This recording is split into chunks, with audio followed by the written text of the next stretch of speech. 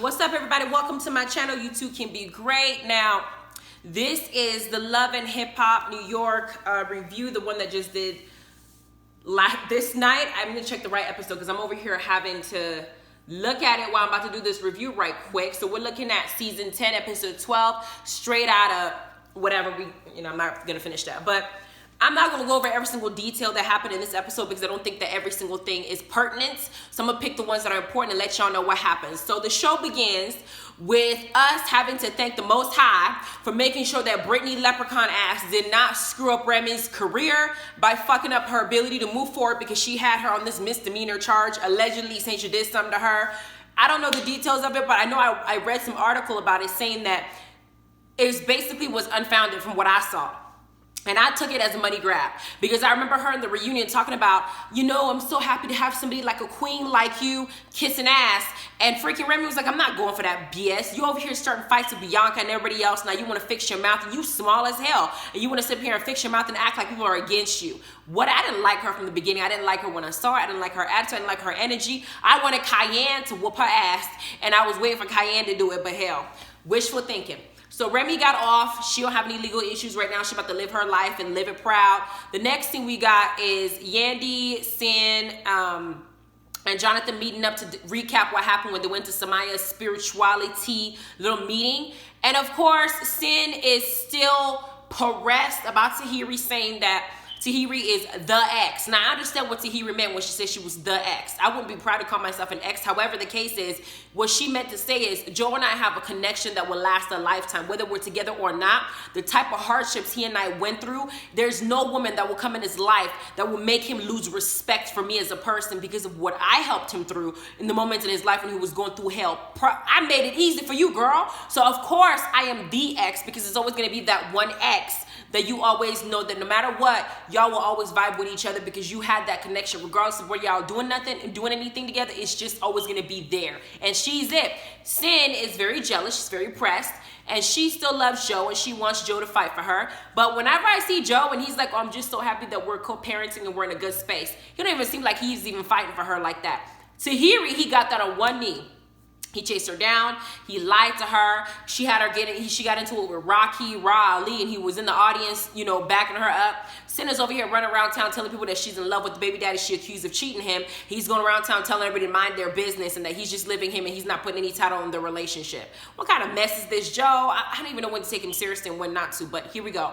The next topic I want to talk about is we got Safari and Erica Mena, but I'm just going to fast forward because that's exactly what I do when their scenes come up. I don't want to hear about your wedding no more. It already came and passed. I don't want to hear about this baby. We already know you pregnant. Obviously, baby's going to come out at some point. It is not something that is that entertaining. I feel like this storyline, I'm happy y'all are having fun, but I need a little bit more drama.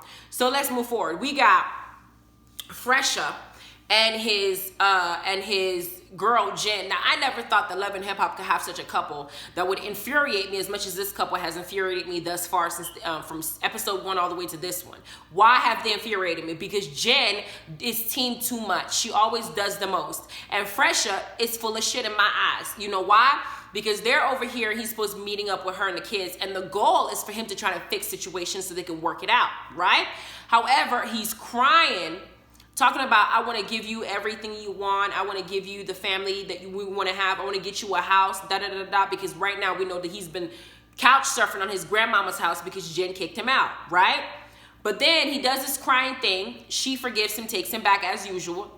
We already know she was going to take him back. She's just doing this scene because she already said that it's okay for him to cheat. She need to just let him cheat in peace. But she takes him back. And then flash forward to him going to meet up with, I forgot her name, the other girl that he's supposed to be owing from $60K to. He's supposed to meet her with Jen. That was the plan. Instead, Fresha uses the excuse that he wanted to go meet her alone because he don't want these two girls fighting. No. Truth is, he don't want Jen to go and meet this girl who's going to expose more things that he was doing behind her back now that he didn't got himself inside a house. But not just a house that he went and took out a whole lot of loans to buy because he had to do a grand gesture to prove to Jen that he wants to be with her. And every time he cheats, I guarantee you he does a grand gesture. I bet you the last time he cheated, he bought her that body to make sure that she's happy when she takes him back. Because how you going to buy a house when you owe somebody $60K? You're not gonna pay her or the house, because he's like, I had this mortgage I gotta take care of. And Jen is talking about, you got the budget to get me a pool, marble countertops, a new boob, everything. And he's over here like cheating this one out for this money, even though she knows her money went to the other girl's body. And he's over here getting himself into more debt, buying this house just so he can get his girl back and his family back. Doesn't make no sense. Bad financial planning, bruh. Then the other stuff we want to talk about is Mama Jones and Jim Jones. You know, Mama Jones' house burnt down. You know, I'm so sorry that happened to her, but she's a whole mood with her finger curls, and her finger hair curls in her hair is beautiful. I don't know how that woman looks the way she looks, showing age, but they're about this house. Her house burned down. Jim took it upon himself as a good son to go and get a house for his mama, have it built, you know, and everything. But he had Chrissy design the house as the interior designer. Now, when they first showed the scene, I didn't see nothing but dirt. I said, what design are you referring to? There's nothing in this house that looks like the design. However, when I saw the finished product, I saw that she designed as far as where the counter goes, where, you know, like where placements or things go, yes. Mama Jones still has the opportunity to put furniture in her house, put pictures in her house, put TVs in her house, and design how she wants that to look and what color she wants. But as far as the core base of the house, whether they use tile or, you know, whether they use laminate flooring, she's the one that got it together, and the shower was off the chain. Here's the thing. Chrissy and Mama Jones have not seen eye to eye in a long time. We all know this. We've seen it multiple times. She called her a psychotic bitch, made a song. And no, she called her a selfish bitch. And then Chrissy called Mama Jones a psychotic bitch. And she said she wanted to fuck her up. She wanted to fuck her own man's mama up. That's how bad it got. So they don't even see for each other right now. They don't even deal with each other, period, right?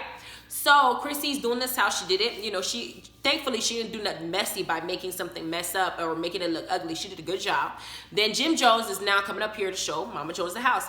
Now, she walked into the house and she was very happy. Initially, she was happy to see it. She wanted to look around. She was lying on the floor doing like a fake snowman on the floor, just enjoying the fact that she doesn't have to stay in a hotel since she's been in a hotel for 2 years, and also being happy that her son, who she raised and really worked hard for, has the financial means to help her in a situation where she lost, you know, her house burned down. Because we know that when Hurricane Katrina happened, not everybody had the opportunity, had somebody like Jim Jones to go and rebuild their house for them.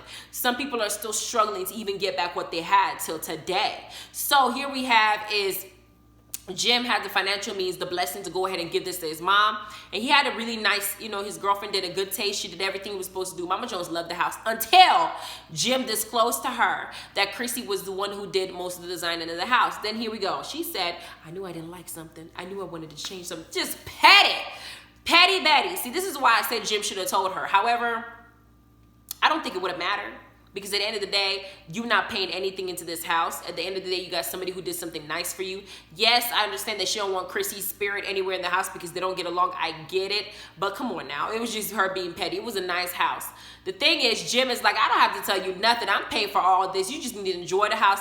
She was a whole mood because she said, so you just go and kick me out because it's your house.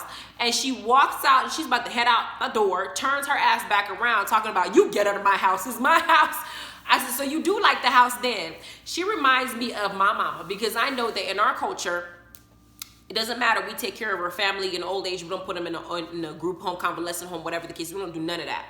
And when my sister and I came together to buy my mama a car, she was like Jim Jones. She was a whole mood. She was upset because we didn't give her the option of what kind of car we should buy. She felt like we should have asked her opinion on what kind of car we should get for her. It was a gift. She didn't put a dime in it, but she felt like she should have an input. And she complained and complained and complained. So my sister and I were like, you know what? When the car comes, you don't like it, we'll give you the money, keep the car, and you can buy whatever the heck you want. We're not going to go through all this trouble. Of course, when the car comes, she's like, yes! I'm driving it right now to the DMV to get it registered. I'm going right now. She was in it cruising. She showed every damn body at the car because she enjoyed herself. Now I feel like when you're a parent like Mama Jones, you get to get away with a lot of things. And her behavior, the way that she handled it when she learned that Chrissy, you know, getting mad and yelling, whatever the case is, I admire Jim for just letting her do whatever she say, whatever she want to say, and then leave because that's his mama. There's some people out there that'll be like, you know what, fine. If you don't like it, then give it to me. But they forget the fact that that is their parents. As soon as they push you through their birth canal, they have a right, so far as they're not abusing you, raping you, doing whatever, they have a right to say and be however they want to be because they already put the work in to get you this far in life. So I love that scene. That was probably my favorite scene this entire episode. Then, Fresher then tells Jen that he went to visit old girl by himself without her, knowing that she's gonna get pissed off, but he wanted to be transparent just in case she decides to DM her. She says that they come up with the payment plan. She is, I don't know if Fresh is dumb or she's more dumber than him. I couldn't tell who's one of the more idiot, because she's sitting up here talking about Jada is a gold digger, right? But hell, your man is the one who owes her. So how the hell is she a gold digger? Because as we saw, Jada has her own clothing, whatever the hell she was making. Clearly she had that money from what she was doing to finance your soon-to-be husband, because we see the next episode he proposed to her and she's looking at him like, I'm not finna say yes. But anyway, her business financed your man's work and financed your body. But you're gonna sit up here and call her a gold digger girl? Bye. I don't know. I think Jen needs a hobby. She needs a hobby because she keeps taking Fresher back because he's the bank. I don't even think that she loves him at this point because all the stuff he done put her through and that chapped lips. Anyway, the next thing we got Safari, Papoose, and Fresher performing, and that song was a bop. Something, something is big. Like the way that his voice is kind of, I don't know who he reminds me of. It's not the Yin Yang Twins, but he has this voice that just keeps yelling. I can't even tell what the different, you know, I can't tell some of the stuff that he's saying. All I hear is big, you know, the whole time, but it's entertaining. Safari did a good job. Papoose got bars for days. I love his talent. I always have loved him as a rapper, and I like the song. We saw Tahira in the background. She was really feeling it. She was getting it in. Then we see Erica Mena with her pregnant cells about to burst here, supporting her man. And at the end of the episode, we learned that Safari's about to leave for 2 weeks on tour, and she might be having a baby. At this point, I don't even care at this point. Y'all, we know the baby came out okay. We didn't see an Instagram, it's fine. So I just fast forward through that scene. This episode, I was not too impressed as far as entertainment goes. I'm gonna watch Love and Hip Hop Miami and see how that one does. But that's just the importance of what happened this episode. It wasn't that deep. Mama Jones and Jim Jones' scene was the best for me. Fresha and Jen are team too much. Chrissy, you know, she's just over it. At this point, she says she's tolerating people, and that's a fact. Yandy and Kimbella needs to go to blows and just, you know, fight it out and get over it, but they keep keeping them apart.